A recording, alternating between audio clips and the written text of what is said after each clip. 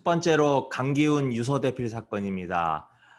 이 강기훈의 이게 자살 방조범 유서대필자라고 하는 굴레를 씌우는 데는 검찰도 있었지만 언론, 그중에서 특히 조선일보를 중심으로 하는 족보 언론들이 가장 일종의 치어리더로서, 검찰에 대한 치어리더로서 역할을 톡톡히 했습니다. 그다음에 재판 과정에서도 보면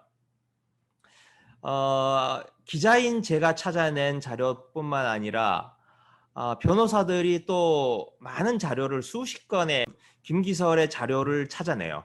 그래서 법정에 제출을 하는데 모두 다 증거 능력을 인정받지 못합니다.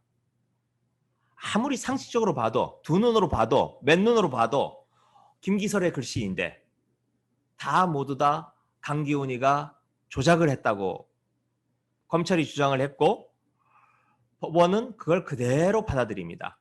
저는 그걸 보면서 그때 왜 그럴까라고 생각을 했는데 언론이 다루지 않았기 때문입니다.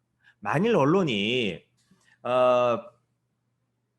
검찰 기소 내용과 반대되는 그런 변호인들의 증거를 조금이라도 비중 있게 다뤘다면 판사가, 법원이 그렇게 쉽게 검사들의 기소 내용을 그대로 붙여다 복사하는 카피 앤 페이스트를 하지는 않았을 거예요. 그런데 언론이 침묵을 했고 암묵적으로 동조를 하면서 검찰이 제출한 증거는 그대로 받아들이고 변호인들이 찾아낸 증거는 하나도 받아들여지지 않는 그런 일이 벌어진 겁니다. 우리나라 미국 같은 경우에는 기소를 하더라도 검사가 어느 주장의 한 당사자일 뿐이지 검찰이 기소한 내용이 진실이라고 최종 확정된 판결이라고는 하지 않습니다. 그리고 법원을 통해서 현출된, 법원에 제출된 증거를 가지고 판단을 하고 언론도 그걸 보도를 합니다. 그런데 우리나라는 이미 기소를 할 때 이미 다 확정이 되어져 버립니다. 언론 보도하지 않습니다. 검찰이 기소할 때는 대대적으로 보도하고 법원에서 진행되는 재판은 아주 가볍게 그냥 넘어가 버리고 말아요. 그 이유는 아마도 제 생각에는 일제 때부터 또 독재 시대를 거치면서 검찰의 기소 내용을 그대로 법원이 카피 앤 페이스트 했던, 그대로 따다 붙였던 그런 관행, 그 시대의 관행이 그대로 진행이 되면서 30년 전에 그랬고 저는 요즘도 많이 개선되지 않았다, 달라지지 않았다라고 생각이 듭니다. 조국 교수에 대해서 우리나라 분들이 여러 가지로 생각이 다 다르다는 걸 알고 있습니다. 하지만 검찰의 기소 단계에서 이미 다 끝나버렸고 현재 항소심 재판이 되면서 다른 증거들이 제출되고 있는데도 그 제출되는 증거에 대해서 그에 합당한 무게만큼, 비중만큼 조명을 받지 못하고 있다. 그게 지금 우리나라의 현실이다. 이렇게 생각을 하고 있습니다. 가장 큰 문제가 언론의 정파성, 특히 조중동을 중심으로 하는 족벌 언론들이 자신의 경제적 이익을 위해서 또 자신의 정치적 영향력을 확대하기 위해서 언론이라고 하는 자신들이 가지고 있는 일종의 무기죠. 무기를 무자비하게 휘두르는 그 정파성의 문제가 있다고 생각을 합니다. 제가 기자 생활을 하면서 또 청와대 대변인을 1년 2개월 하고 그 뒤로 지금 요즘에 드는 생각은 그런 정도의 수준을 벗어나서 언론이 문재인 정부를 공격하는 어떤 전선이 있다면, 어떤 부대가 있다면 그 부대의 총사령부 역할을 하고 있구나 라는 생각이 듭니다. 여기 수사해라, 또 뭐 원전 수사해라, 또 울산시장 선거 수사해라. 타격 대상을 언론이 정하고 병력 배치도 언론이 하고 그걸 공략하기 위한 구체적인 전략 전술까지 다 언론이 조중동을 중심으로 하는 언론이 짜고 있습니다.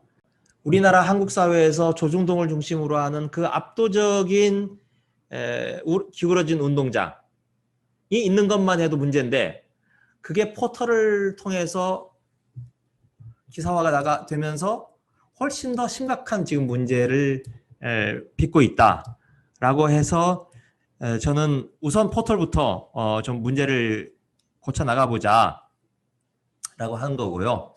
간단하게 정리를 하자면 공영 포털을 만들자. 그건 학계, 언론계, 시민단체가 새 주축이 되는 주인공들이 운영하는 공영 포털을 만들고 거기에 로그인하는, 가입하는 사람들에게는 일정한 액수, 저는 한 10만 원쯤 가능하다고 생각하는데 한 10만 원쯤 줘서 자기가 좋아하는 기사 또는 우리 사회에 필요한 기사에 그 바우처라 그러죠. 일종의 쿠폰 같은 건데 그걸 받아서 그걸 지원을 하도록, 후원을 하도록 하자. 그러면 그게 일종의 투표 행위 아니냐. 매일 매시각 자기가 좋아하는 기사에 투표를 하는 거고 그게 더 확대된 민주주의다라고 저는 생각을 합니다. 또 기사를 쓰는 언론사나 기자 입장에서는 자기가 매일 쓰는 기사에 채점을 받는 거니 훨씬 더 긴장하고 기사를 쓸 거다라고 하는 거고요.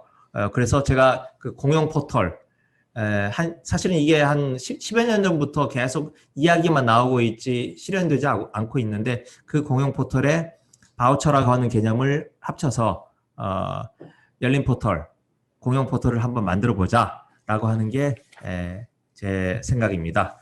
언론개혁의 중요성을 계속 되새김질하는 것만큼 수구 세력의 언론 탄압 프레임을 깨는 것도 필요하다고 생각합니다. 제도적인 입법에 대해 언론개혁 담론을 이끌어가는데 어떤 구체적인 전략이 필요한지에 대한 의원님 생각을 듣고 싶습니다. 네. 저는 이 프레임을 깨기가 쉽지 않다고 생각합니다. 하지만 언론과 여론은 다릅니다. 아무리 언론사가 언론 탄압이라고 하더라도 국민 여론이 고쳐야 된다. 이대로는 안 된다. 라고 할 경우에는 국회에서 입법을 통해서 고칠 수 있고 또 그렇게 해야 된다라고 생각을 합니다. 그런 의미에서 지금 가짜 뉴스에 대한 처벌, 징벌적 손해배상 이에 대해서는 지금 국민 여론이 뭐 70%, 80% 이렇게 지금 적극적으로 동조하고 있지 않습니까? 제가 어느 여론조사를 봤더니 자기의 정치적 성향이 진보라고 하는 사람들은 거의 90%가 동의를 하고 있고요. 징벌적 손해배상제에 대해서. 그리고 중도라고 하는 사람도 한 80%, 심지어 보수라고 스스로를 생각하는 사람도 70%가 넘는 사람이 지금 언론 이대로 안 된다. 징벌적 손해배상제를 가야 된다. 라고 하는 여론조사가 나와 있습니다.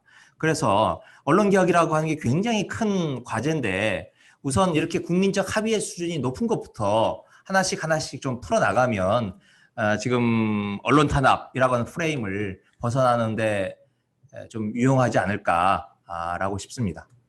시간 당연해 주셔서 감사합니다. 그리고 김희겸 TV 구독과 좋아요 부탁드립니다. 이번에 유튜브 자주 활동하신다고 말씀하셨는데 뭐 다 못하신 질문은 하나 찍었는데 어색하지만 앞으로 좀 많이 구독과 좋아요 부탁드립니다.